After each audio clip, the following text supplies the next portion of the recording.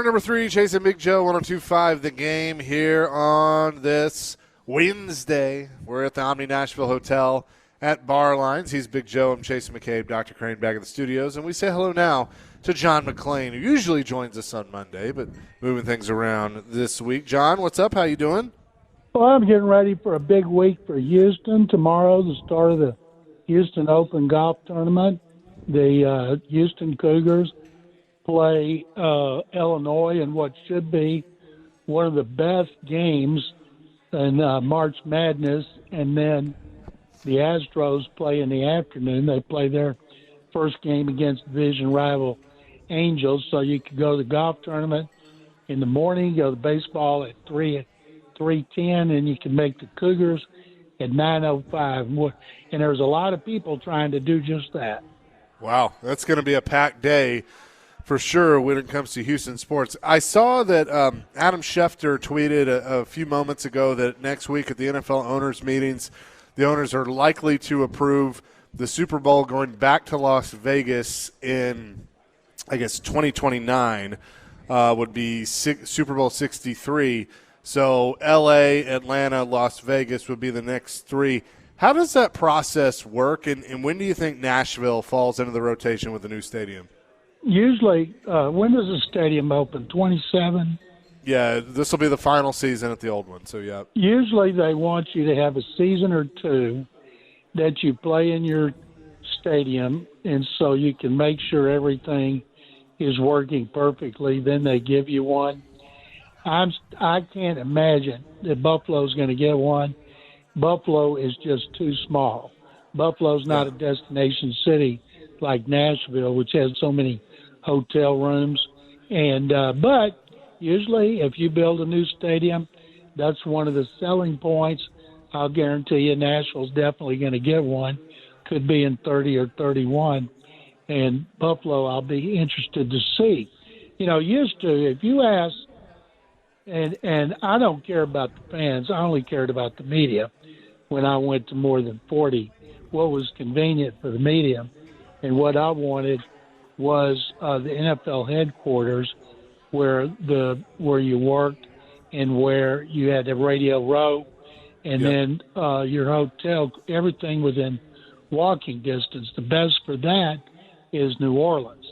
Now, people had a blast in Vegas because who doesn't have a blast in Vegas? I was just there for 5 days unless you bet stupidly and lose a lot of money. So everybody loves Vegas. They're always going to go to L.A. because of the stadium, and they'll go to South Florida, and like Houston won't get any more. Tampa probably won't. They got another one coming for Atlanta. I am amazed that Jerry Jones, one of if not the most influential owner who has the most seats, has not been able to get another one since the last one, in which the weather was terrible, not their fault, of course. Atlanta had two in which the weather was shut down everything during the week, but got a third one. And they had a ticket scandal, and I don't know why they haven't gone back to the Metroplex. The hotel situation was terrible. One team's in Dallas, one's in Fort Worth. They tried to please everybody, and they ended up with hotels, fire alarms going off in the middle of the night. I thought it was a disaster for a guy that prides himself on doing things, not the team, but doing things in a first-class manner. Yeah, that's a really interesting point. John McClain is with us, so we will we'll see what happens here in the next few years if they come here for the Super Bowl. John, why is it the NFL can't get this referee thing done? I mean, hire replacement refs, it was a disaster, 2012 or 13, and now it looks like it might happen again. This has got to get resolved, right? Because this doesn't make the game fun when you have to do this. Anytime you have unions negotiating, they're not smooth.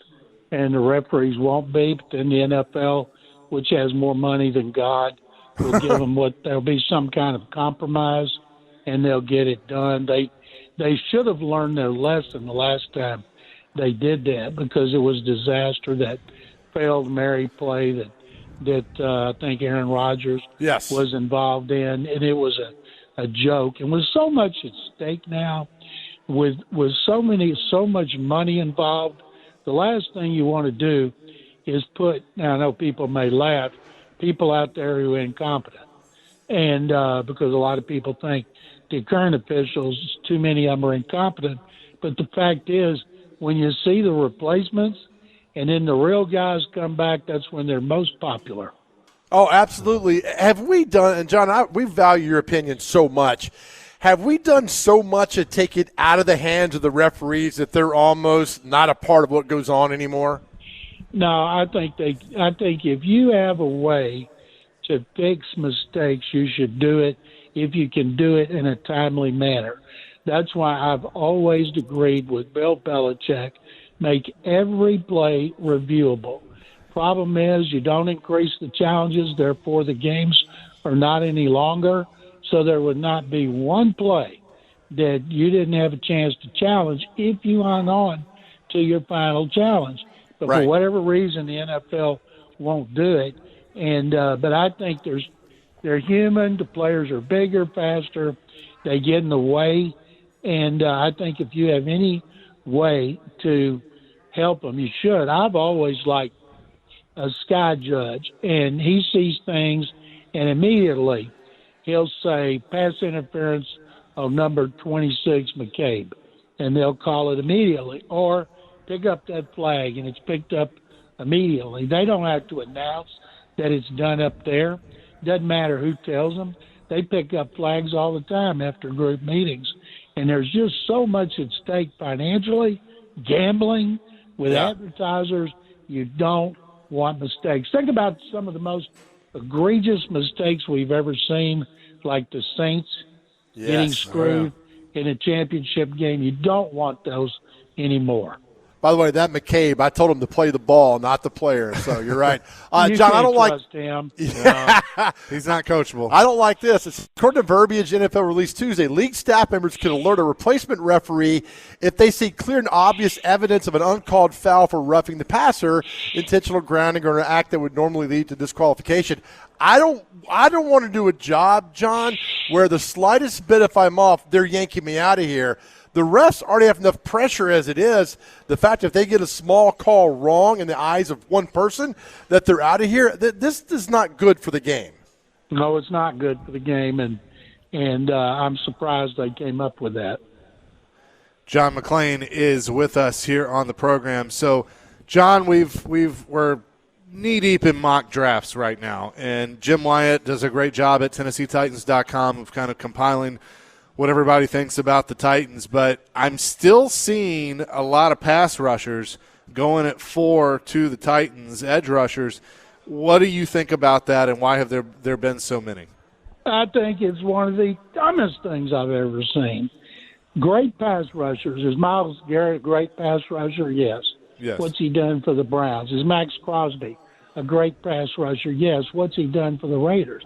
You have a young quarterback, and a great pass rusher like David Bailey is not going to help the young quarterback. How many plays does a great pass rusher affect the game? 3 or 4? When he gets the quarterback, he's going to get doubled. Maybe he frees up somebody else. If you get a guy like Jeremiah Love, who some people have as the top player in the draft, others say second to Mendoza, and you have a chance to take him as a great runner and receiver who would take so much pressure off of Cam Ward, you're going to do it. I cannot believe that Mike Begonzi and Robert Saleh would pass him up. People picking edge rushers are doing it just because Saleh is a defensive coach, which is stupidity. How many defensive linemen have they signed already? Reese Myers, what's the guy? Him. They got Johnson. They traded Jermaine Johnson. They've got the best defensive tackle in the game. That's enough. If you put David Bailey, who I think is the best pure pass rusher, you put him at the other end, you already got 2 guys in there to start right now. That's why. And I saw a mock draft a while ago on the Athletic. that had the Cowboys trading up to 3 with Arizona to take Jeremiah Love. That's not going to happen. They just signed Javonte Williams to a new contract. I like the fact that a lot of people in the media, and I respect a lot of them, had Love going to Kansas City, New Orleans, Washington, and Kansas City knows he's not coming that far down, and so they're signing guys. Arizona's signed guys running backs because they want somebody else. And I look at all the great running backs in this franchise's history, like Earl Campbell, the way he transformed the Oilers into a perennial Super Bowl contender, and then what Eddie George did with Steve McNair. Chris Johnson is another one. Derrick Henry is another one. And that's why Jeremiah Love has got to be their pick. I think he will be their pick, and I'll be shocked if he's not. John, in 87, the Oilers had the number 3 pick in the first round. They took a running back out of Miami, Alonzo Highsmith. Was he needed there? Was he the best player at that moment at number 3 in the 87 draft? It's interesting because Alonzo, who I am good friends with, is a really good personnel guy. He's with the Patriots right now, helped them go to the Super Bowl. Alonzo held out. His agent, the late Robert Fraley, he was killed in a plane crash because Payne Stewart, the great golfer, was his client. They held out till the trade deadline. And it was ugly and nasty because back then you could do it, and the Oilers had holdouts every year. Right. And we were chasing them at both of our airports here, trying to find them when we knew Fraley and Highsmith were coming in. And then when he finally signed, it was almost too late. Then he got hurt. His career never panned out as a player for being the 3rd overall pick. But boy, as a personnel man, he might have been worth the 1st overall pick. We'll have more with John McClain coming up next, live from the Omni here on 102.5 The Game. Chase and Big Joe, 102.5 The Game on this Wednesday at the Omni Nashville Hotel, continuing our conversation with John McClain down in Houston, who I believe we need to reconnect with. We'll do that in just a second. By the way, we've gotten a few texts from people about us if we went to Turkey and got our hair done, and some of the chat GPT concepts are hilarious. Our friend Ricky said we looked like an 80s wrestling tag team, in which I said the Midday Express instead we'll of the Midnight tweet those Express. out, but we've got 4 or 5 different people who've texted in with all of us with the different hair. So thank good. you. John McClain rejoins us now. John, I thought this was funny. I saw that Joe Flacco, who's re-signed with the Bengals, he blasted dumb teams who didn't offer him a chance to start at 41 years of age. I mean, Flacco still going at it and coming back for his 19th season. Good for him, but I don't think any team in their right mind is going to offer him a chance to be a starter. He's not Tom Brady, but he's making a lot of money, and he loves Cincinnati. Remember those stories last year? He lived by himself. His family, I guess, was back in Delaware, and he would walk around downtown to different cafes and restaurants that people told him to try, and he was treated like royalty. So I could see him going back there and being a backup. And hopefully, if you're a Bengals fan, he will never set foot on the field. Yeah, well, I mean, look, I don't know how you feel about this. It's time for Joe Burrow to, I think, get that team somewhere. And he's got some pieces around him. Now, defense has always kind of been the question there, but I mean, it's time for him to be in the MVP contention. It's time for them to make the playoffs and all of that. So I agree with you. Joe Flacco should ride the bench the whole time. And I think he will, and I think he understands that. But on the other hand, think about it. Joe Burrow gets hurt every year. Yeah. Last time I think he was healthy, they went to the Super Bowl and lost. And notoriously, they were getting off to slow starts as well. By the way, I went back and looked at all the running backs the Oilers used before they got Eddie George in 1996, and he had almost 1,400 yards rushing as a rookie. And Alonzo Highsmith, when he was there with Alan Pinkett, those two had like 500 and 400 yards. Lorenzo White came along, had 1,000-yard season. Another guy, Gary Doo-Doo Brown, he had 1,000 one year, and they really and they were okay. But boy, when Eddie George got there, he transformed that offense along with Steve McNair, of course. And that's why I just don't understand why the Titans might pass up possibly the best prospect in the draft who could help the team for, if you say he has a short career, what's that, 6, 7, 8 years? I think they'd settle that. About 6, 7, or 8 years, everybody there's going to be fired anyway.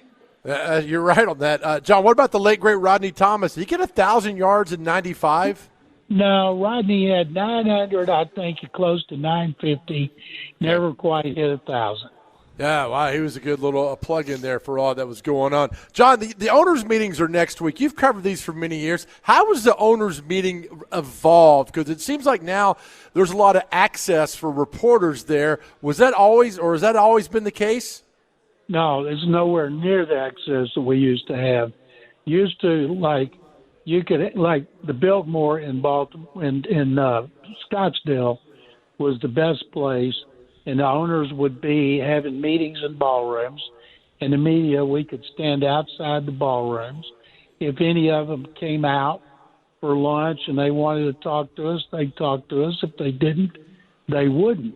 And that's where I think I've told you this story, but let me tell it again. There was talk that Bud Adams was going to try to get the Oilers moved from the AFC Central to the West because the Central stadiums were all baseball stadiums with small capacity except for Cleveland, and that stadium was awful for baseball and football. And he was going to lobby to get in the West. I don't know who he was going to try to replace. So I had been able to talk to him, and he came out, and he walked through the media, and he went to the restroom.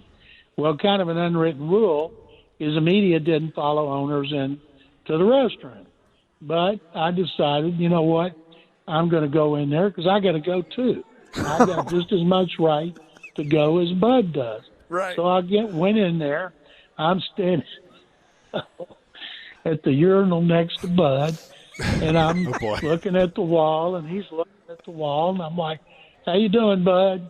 He said, "Fine. How are you?" I said, before you're through, and I meant today, I'd like to talk to you about these rumors that you might be interested in going to AFC West. And I saw him kind of turn toward me as he was finishing up, and all of a sudden, that's why I should have worn boots, I felt on my tennis shoe this wetness. And oh, no. So Bud was shaking while he was facing me. And so I looked down as he was leaving, and I said, "So we have time later?" He said, "Sure." And he talked to me about it. And he swore it was he said sorry. And I'm like, "No problem." And so I'm sure it was an accident, but he didn't have to turn toward me. So back then where you could go to the pool, if owners by the pool, their wives, you could go up and talk to them anytime. Now they have strict restrictions. The best thing about it is you have coaches' breakfasts, which they always had separate days, AFC, NFC, and they had to sit still for an hour while waves and waves of media would come there. And I think that's changed through the years. But if you're walking through the halls, you can stop and talk to anybody. And now the media is restricted about where they can stand. But I still think it's the best. It's the most relaxed thing you can do in the NFL in the off season because there's no pressure on anybody at that point. And I started to go this year, and but I didn't. I also started to go to the combine, but I didn't. But at some point, I'm going to go back to those. To me, those were the two things I enjoyed the most about the off season. Well, John, I'm sure there's a lot of coaches that would like to pee on Koharski's tennis shoes if they had the chance. You mean they haven't? I don't know yet. John, I got a problem with this. It says that there will be no discussion about the tush push at next week NFL owners draft or owners meeting. Sorry, the play will be back in 2026. John, I don't like owners voting on things like that. Am I wrong in this? Well, I think the owners, they have to vote because there's owners. They are the owners. The recommendations come from the competition committee. They meet there for a couple of weeks earlier and decide what of all the proposals that they're going to present to the owners. And some of those owners are clueless when it comes to football and things that go on in football, and the smart ones will do what their coach and general manager recommends. But most of them want you to think they're a football genius, and they don't. But I don't understand why it would not be discussed, since it's such a bone of contention, and it should be voted on again. I think Roger Goodell doesn't like it, and he came close to getting it banned last year, so I don't understand it at all. Going to be interesting to see, John, how it all shakes out. Appreciate the time as always. We'll talk to you next week. Yeah, shakes out. Thanks, guys, very much. I did. I was just making sure you were paying attention. John McClain joining us from Houston. What a story. Right. Oh, my gosh. What a story. We'll have more coming from the Omni Nashville Hotel here on 102.5 The Game. 102.5 The Game here at the Omni Nashville Hotel at Barline. So we're going to be out at the Circa Sports up in Kentucky at the Mint at Kentucky Downs with the Sweet 16 getting underway. And tomorrow we have Billy Gardell from Mike and Molly. He's going to be on the show at 12:05 tomorrow. He's coming to the Mint Gaming Hall at Kentucky Downs. He'll join us at 12:05. So interesting conversation we'll have with Billy Gardell. Yeah, we'll have some fun. Because your favorite show is Bob Loves Abishola. It's a good show. You rave about that show. I do. So every week. We will talk to him tomorrow, and looking forward to that. Kenny the Mailman has a story to tell about getting work done overseas. This should be interesting. Yes. Kenny, what's up?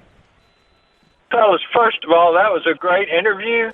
But you let John McClain say one of the players' nicknames was Gary Doo-Doo Brown, and y'all didn't follow up on that. I know. Every time we interrupt John, he sends us a mean text, so we don't do it anymore. Hey, make a note of it, because I guarantee you that is an amazing story. I'd like to hear that. I'm sure it is. Yeah. Y'all, y'all are one of my favorites. I always tell you how much I appreciate everything. But when Trey called in, y'all were borderline laughing at him. And there's people all over this country that have to make ends meet and make do. I've had surgery overseas, and it wasn't very pretty. Oh, no. Well yeah, it's true. That was a replay of a phone call. Yeah, I went to Kuwait for my vasectomy. Oh, no. I knew y'all would laugh. You shouldn't laugh. I wanted free on the AM polka station, so I should have been that should have been suspicious right there. But I got there, no laser, no scalpel. They use one of those great big ceremonial swords you see when they guard the mirror. Okay. You're laughing, aren't you? You call in making us feel bad because we did not make fun of Trey. We were laughing at him going to, and now you bring it full circle. See, Kenny, that's why you're the best, buddy. And here comes the cops after you. You just do what you got to do. You didn't want to move at all, but you know what? It turned out okay. Oh, I'm glad your roster is full. Yeah, they didn't have anesthetic. Over here, if you have it done, you put frozen peas or bags like that. All they gave me was some warm hummus. Oh, boy. Kenny, oh, my God. You're the best. Hey, Kenny. Y'all have a great day. All right. You too. Trying to make us feel bad. It was working for a half a second. I know. I was like, no, we're not making love Trey, man. Absolutely. Love that guy. Oh, my gosh. Okay. He's the best. By the way, I blame Dr. Crane for all that because he's the one that brought it up. And so thanks, Dr. Crane. Did I bring it up? Dude, you're supposed to do drops all day. That's all he wants. Love Elvis. He's the best. That's all Joe needs, though. Oh, man, that just sends me down another avenue right there with that. Man. Electric Avenue? It's something else. It's that time we're like, just get to 242 for celebrity birthdays in the break, and we can get it done. No.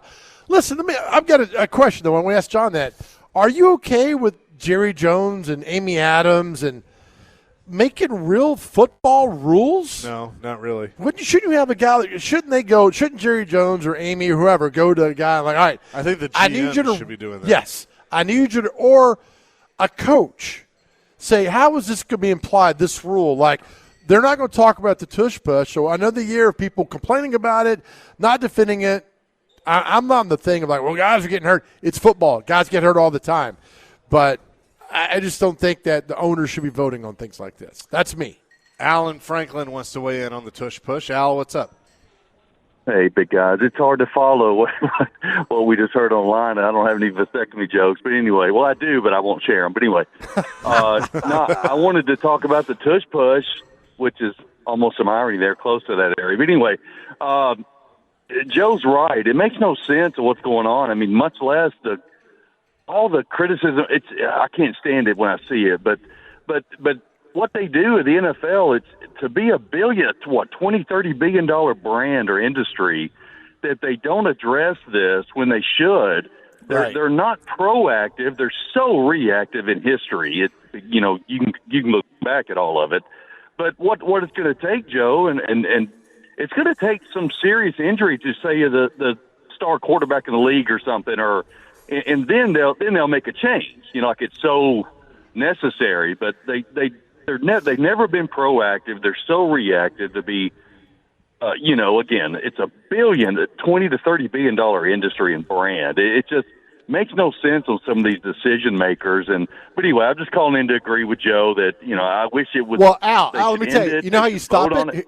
Right. Here's how you stop it. You can't push players, no matter what. You can't push players. If Chase McCabe's falling down, I can't go behind him and shove him another 3 yards.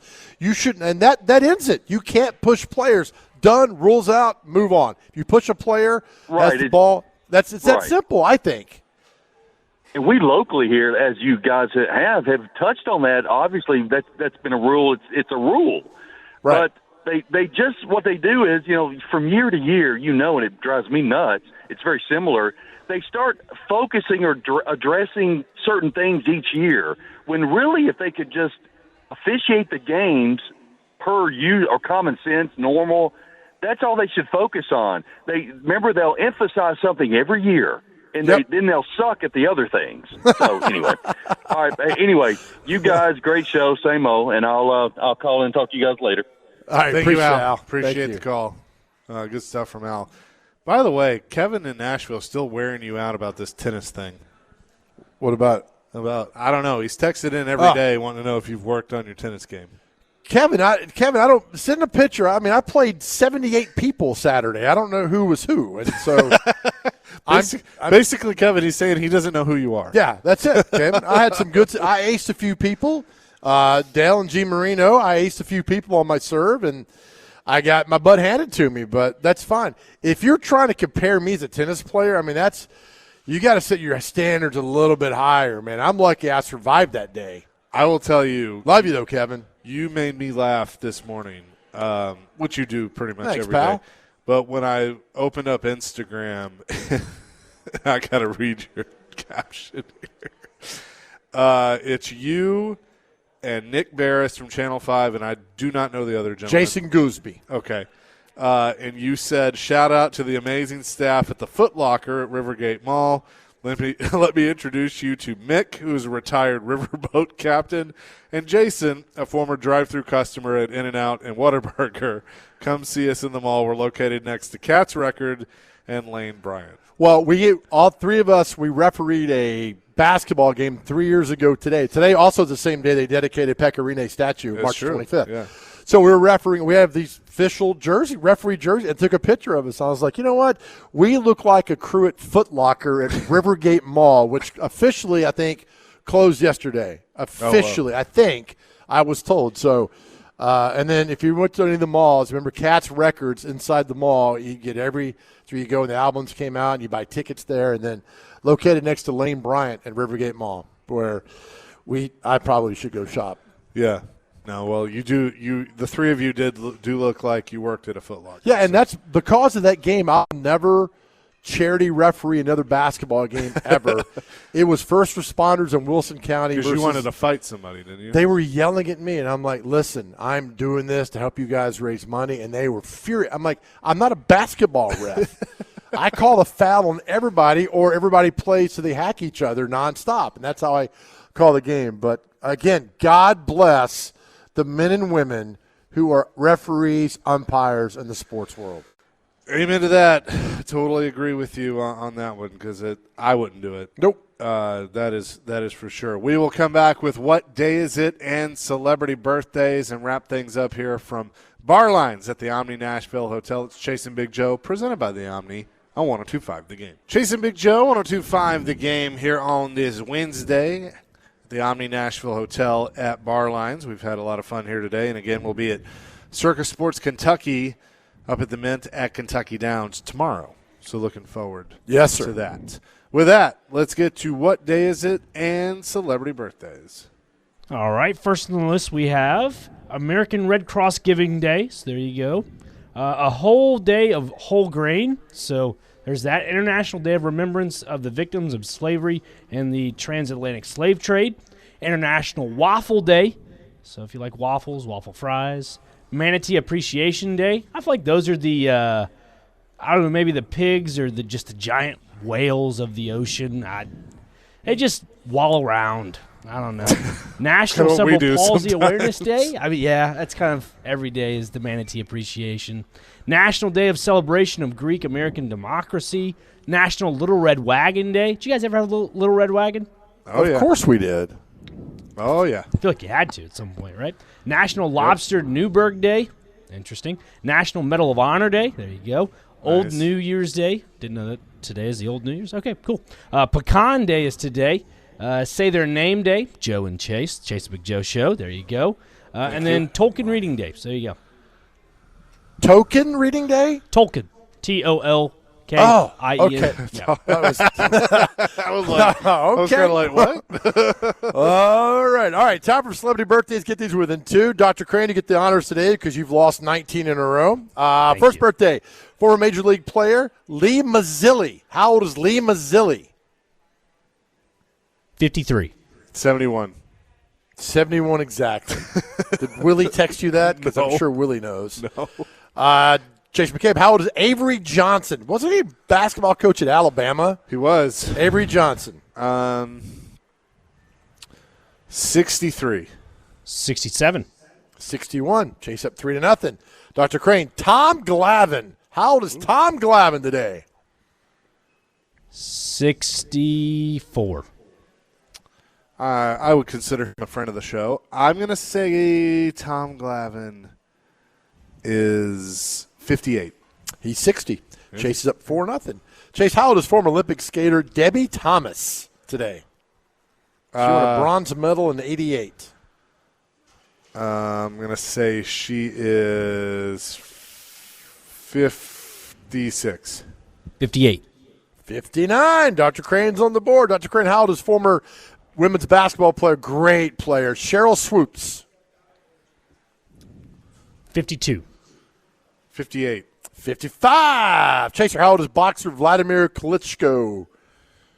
47. 44. 50. Dr. Crane, how old is one of the most rude people ever? Danica Patrick. That's true. 47. 44. 44 exactly. Chase McCabe's up 6-1. Chase, how old is Marco Bellini? I don't know who that is. Me neither. I forget. He's somebody famous. Okay. How old is he? 63. 51. He's 40. Dr. Crane, how old?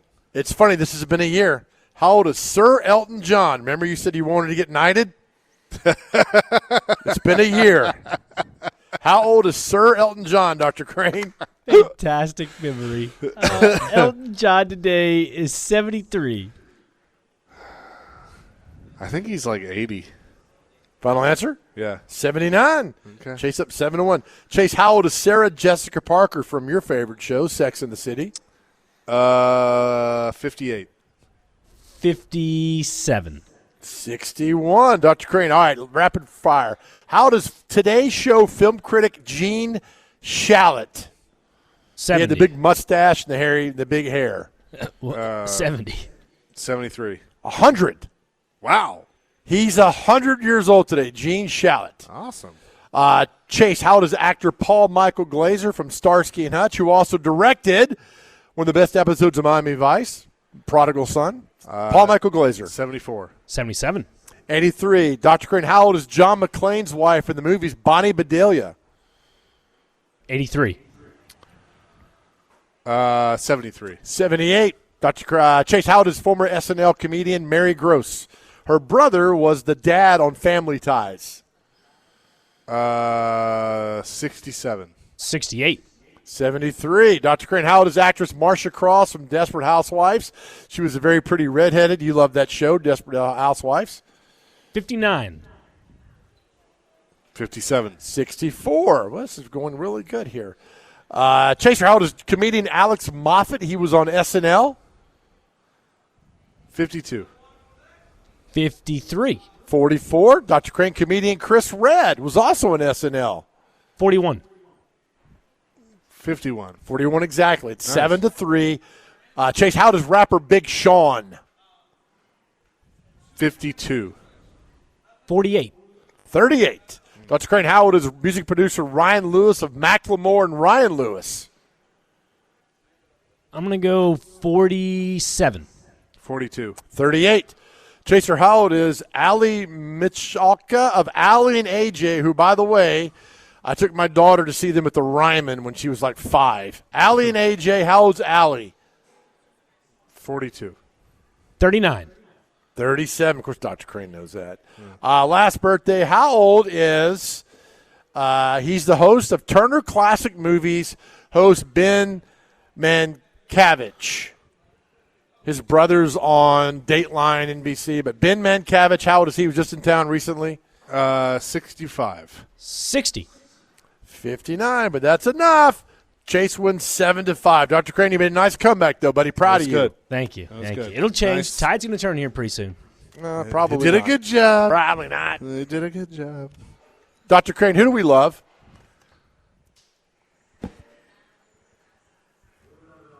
There you go. Just sorry. Can't play a hotkey over another hotkey. That's why. You can, but I can show you how. That is going to do it for us here today from the Omni. There we go. Hey, listen, it's the message every day on the show, and we mean it to our guys out there. We tell you all the time how much we love you guys. And you just heard the read a few minutes ago about going to therapy. Please go to therapy. I need you here. Know how powerful you are. My message today is this. You matter. Everything you do matters. Your conversations matter. Your interaction matters. Your life matters. You matter. Please talk kind to yourself. Please be nice to yourself. That's all the start of the gratitude and know that we love you. Please reach out to me at any time that you need to talk if you're going through anything. I love talking to all the guys out there and getting you guys and talking to you and telling you how wonderful you are, man. It's a great life. We're in this together. We love you guys. Know how much we love you. More importantly, more than anything else in this world, please know how much God loves you. Amen to that. Peace, love, rock and roll. Adam in Portland, I'll text you of what happened. We'll do that. DVD coming your way next. 102.5 The Game.